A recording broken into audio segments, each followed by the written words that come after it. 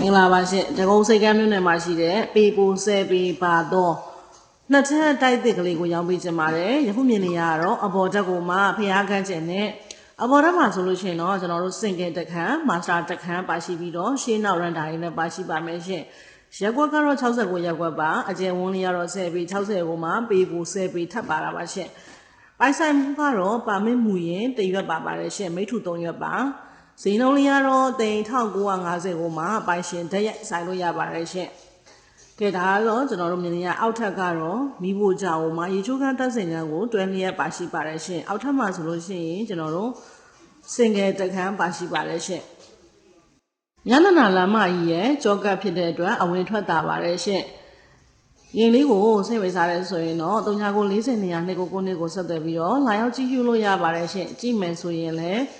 အချိန်လေးကြိုချိန်ပေးဖို့လိုအပ်ပါတယ်ရှင်ကဲပြင်ဆင်ပြီးသားလက်တင်တက်နေုံပါပဲ